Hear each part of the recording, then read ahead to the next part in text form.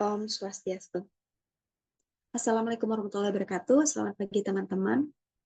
Hari ini kita akan mempresentasikan tentang etika bisnis. Sebelum kita mulai, izinkan saya memperkenalkan diri terlebih dahulu. Nama saya Febrianti Landari dengan NIM 21151241103, nomor absen 19 dari kelas 6C, program studi D4 Manajemen Proyek Konstruksi, jurusan Teknik Sipil. Berikut adalah table of contents presentasi kita pada hari ini. Yang pertama kita akan membahas tentang pendahuluan terlebih dahulu atau introduction, kemudian kita akan membahas tentang definisi dan prinsip-prinsip, kemudian kita akan membahas tentang regulation, kemudian kita akan membahas tentang OSH atau Occupational Safety and Health, kemudian kita akan membahas tentang integritas dalam penawaran dan pelaksanaan konstruksi, yang terakhir kita akan ada kesimpulan.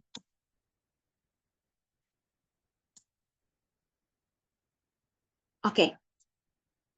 Saya mulai presentasi hari ini dengan sebuah quotes atau kutipan dari Potter Stewart yang mengatakan bahwa ethic is knowing the difference between what you have a right to do and what is right to do. Basically, quotes atau kutipan ini akan merangkum seluruh dari presentasi kita pada pagi hari ini, namun untuk lebih jelasnya akan kita jelaskan pada bagian berikutnya. Oke. Pertama kita akan membahas tentang etika bisnis. Bisnis adalah kegiatan pertukaran atau exchange. Suatu entitas, misalnya dalam hal ini bisa berupa individu atau perusahaan, melakukan penukaran atau menukar barang atau jasa dengan imbalan lain yang berharga seperti uang atau manfaat-manfaat yang lain. Nah, pertukaran ini kemudian disebut dengan bisnis. Menurut Donaldson and Walsh, etika bisnis adalah studi tentang dimensi etika pertukaran barang dan jasa dan entitas yang menawarkan barang dan jasa untuk dipertukarkan. Hal ini mencakup terkait pertukaran itu sendiri, dimulai dari produksi, kemudian distribusi, pemasaran, penjualan, hingga konsumsi barang atau jasa itu tersendiri.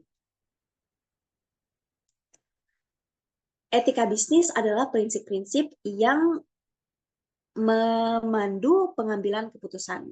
Nah, sebagai seorang pemimpin, dalam hal ini mungkin bisa berupa individu juga, kita akan dapat menghadapi banyak tantangan di tempat kerja, karena ada banyak interpretasi berbeda yang mana yang benar dan yang mana yang salah.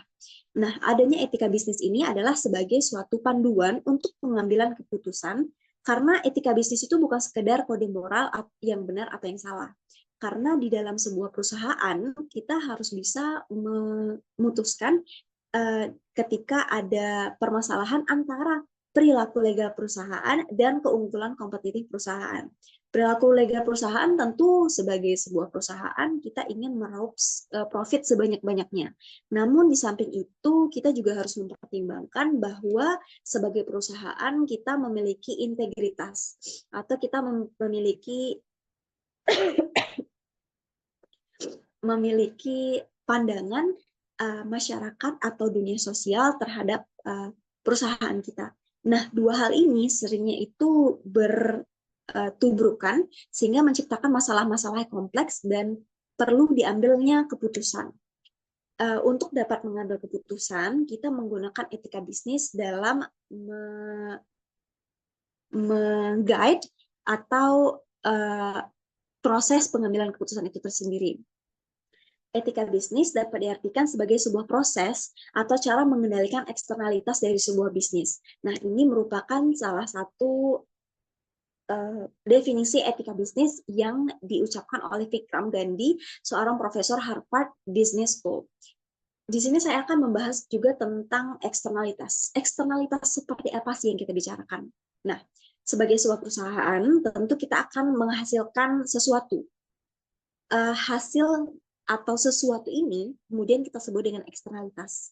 Eksternalitas ini ada dua macam, ada yang positif dan negatif. Nah, etika bisnis ini ada untuk dapat mengendalikan eksternalitas yang positif dan negatif ini. Artinya, etika bisnis digunakan untuk mengendalikan atau memperbesar eksternalitas positif dan menekan sekecil-kecilnya eksternalitas negatif.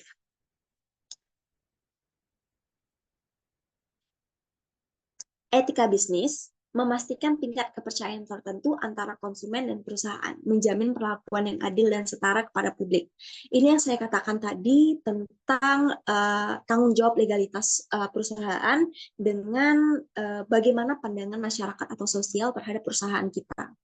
Adanya etika bisnis ini adalah untuk ensure atau memastikan bahwa kepercayaan tertentu di luar perusahaan, apakah itu perusahaan lain, apakah itu masyarakat atau konsumen, apakah itu pekerja kita sendiri, untuk dapat perlakuan yang adil semuanya, setara di muka publik.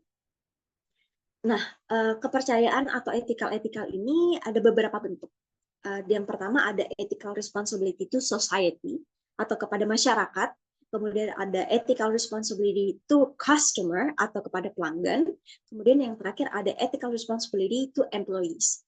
Ketika ketiga ethical responsibility ini kemudian akan terkait atau mengaitkan diri terhadap bagian-bagian yang akan kita jelaskan selanjutnya. Oke, selanjutnya kita akan membahas tentang definisi dan prinsip-prinsip dari etika bisnis. Kita akan membahas tentang definisi etika terlebih dahulu. Ada beberapa definisi etika yang kita dapatkan dari hasil riset kita. Yang pertama saya akan membahas tentang etika dalam filosofi. Dalam filosofi atau secara filosofi, etika memiliki arti yang luas sebagai pengkajian moralitas. Etika sebagai refleksi adalah pemikiran moral. Dalam etika sebagai refleksi kita berpikir tentang apa yang harus dilakukan dan apa yang tidak boleh dilakukan. Dalam kata lain, secara filosofi atau secara artinya, etika ini adalah bagaimana cara kita membedakan yang mana yang benar dan mana yang salah.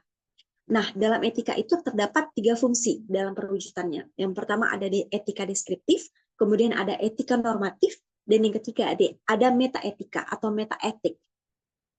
Etika deskriptif itu menjelaskan tentang pengalaman moral secara deskriptif untuk mengetahui motivasi, kemudian kemauan, dan tujuan sesuatu tindakan tingkah laku manusia. Kemudian ada namanya etika normatif atau normatif etik.